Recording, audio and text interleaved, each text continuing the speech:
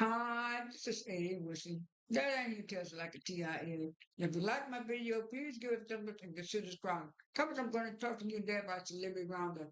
In this week's Celebrity Roundup, I'll be talking about Monique making up with her son.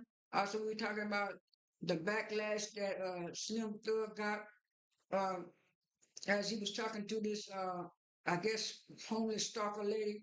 Also, we're talking about Normani saying that dopamine was a year old last week. I also will be talking about. I also will be talking about. I also will be talking about. I also will be talking about his response to the backlash. I also will be talking about a lot of other topics in this week's Celebrity Roundup. Um, Let me pause this video and speak now. Like I said, this is what Slim Thug said. He said Slim Thug says women always see the woman. He always sees the woman at the gym sleeping in his garage. When he asked how she got there, she replied, "Jesus showed me the way." And he was saying he was tired of this woman following him from the gym and then sneaking and sleeping in his garage, and that's what she said. So after he said that, he got a lot of backlash, and people were saying he was talking too mean to that woman, so mean to that woman. And this is his response.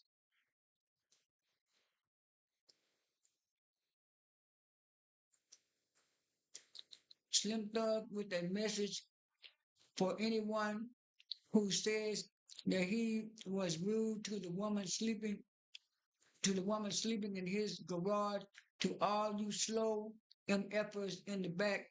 This is a stalker. Y'all find her and get her away from me. If you give me a blank, I don't I don't give to. He said, get her away from me. Y'all give me a blanket break so much. And I agree with Slim Thug. He said a woman at the gym and the woman's following him around trying to find somewhere to go. She is a stalker. And like you said, he can't be helping all these people and stuff. And there's lots of resources in Houston that could have helped that woman. I don't know why she was following Slim Thug, but with this case, I'm on Slim Thug's side. And some people shouldn't. I mean, you could have empathy and sympathy for homeless people. I used to have it too, but sometimes they try to take advantage of you also. So you gotta kind of watch that. You gotta watch and monitor that and feed that out along on the spoon of which people that you really want to help and which people that you really need to help. But anyway, like I said, on the next story, like I said, Monique said she made up with her son. And I have it right here. Let me just scroll down and get this right here. Um,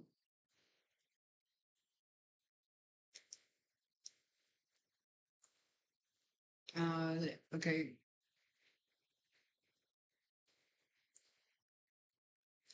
I had it right here.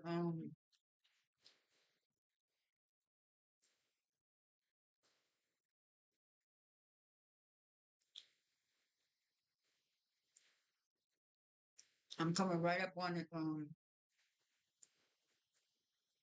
Yeah, it says right here. We love. It says right here. We love to see it. Monique rekindles relationship with estranged son, her estranged son, shallow. And him and Monique have been going back and forth, going back and forth, going back and forth. So I'm so glad that Monique made up with her son and stuff like that. And they got a lot of good comments from the shade room about this article and stuff like that. And like I said, Normani said that dopamine was uh, was a year old, and she was saying a happy anniversary dopamine.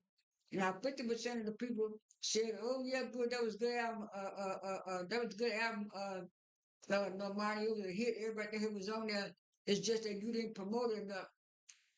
And I said it back then last year that I said there were a lot of other people that when she heard her leg and she was invited to the BET Awards, that was kind of the ceiling and icing on the cake because you could tell RCA didn't really want to promote this album, like we thought and she thought, and so it was like BET was a great opportunity for her to perform some of her songs. It was like when she broke her leg and she was not able to do it.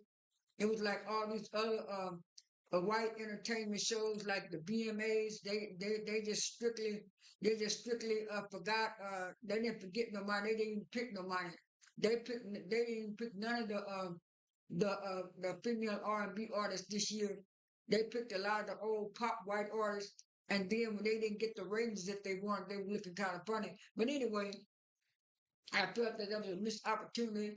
And then we never got a chance to see Normani perform until she did a little thing at Fashion Week last year in the summer. And then at the end of last year, when she did the Spotify college thing, that was the only two performances she did the whole year. And the only video that came out was the one for 159, and it was like a video visual. So she really proud of it. So it's like I'm still rooting for the Money. The Money still has a lot of fans that root for her. Dopamine was a good first album for it to come out. It had nothing but hits on it. So we can only do so much and stuff like this. So hopefully, Normani will put out something else. Now I know she did a collab with Sierra. She was on the remix of Sierra's song Ecstasy. I already did a video on that. Now the next topic I want to talk about was they said first they said Kroger was overcharging people. I said, yeah, my food came. I ain't got 2 bags of food. That food almost came at $50. I was wondering what's going on. And then after that, they talking about Kroger is talking about closing maybe 60 stores nationwide from now until next year, and they'll let people know which stores are closing. Now, like I said, the Kroger by my house, that Kroger is always busy. Now, there's another Kroger that I used to go to down the streets. They closed that down last year, so I was hoping they didn't close the one down by my house. And speaking of businesses, the new CEO of Red Lobster told me he got new stuff coming on to the menu. He said the only thing they're gonna keep is the buttermilk biscuits. He said, but some of the other stuff they're gonna change around, and he's gonna add some kind of crab ball to the menu for $5 to see if that works. I said, well, I hope it works, but trying to have shrimp all day and stuff like that, the shrimp was hot. So I got a few more topics to talk about. Let me pause this video and get some water right quick, and I'll be right back. I'm back. Tyler Perry movie star got mixed reviews when it first came out. I think it was last week or week before last. Some people liked it, some people didn't like it. Some people saying, why some Tyler Perry always having these movies with black people struggling, black single mothers struggling? Can he have a picture different than that? And then he's gonna come out and say he doing what the audience doing. He telling stories about what his aunties went through, his grandmother went through, and people in his family, stuff like that. I was saying that's kind of cop out of Tyler Perry. You could write something a little bit more positive about black folks too. We are tired of these struggle type of movies, and people saying that Roger P. Henson did a good job in it. I haven't watched it yet on my own card, but I will watch it. And then after that, uh, Taraji P. Henson came out and said Tyler Perry was the first person who ever paid her the money that she was worth. He paid her $500,000 for her being in, and I think it was Acrimony of one of his movies she was in. And so, and then after that, they came out and said, this is from, I think this is from the Jasmine brand.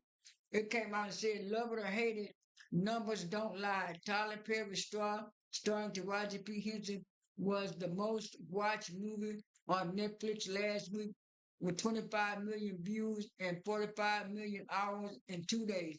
So the movie is popular, but people are just saying sometimes make something different and stuff like that. And last but not least, they were saying something about Quincy Jones has $71.4 million left after he passed away, and he says it's gonna be divided amongst all of his children, and they'll get a certain amount and stuff like that. So I think these are all the stories that I have for this video. This is A. Wesley. That ain't you just like a TI is. I am out.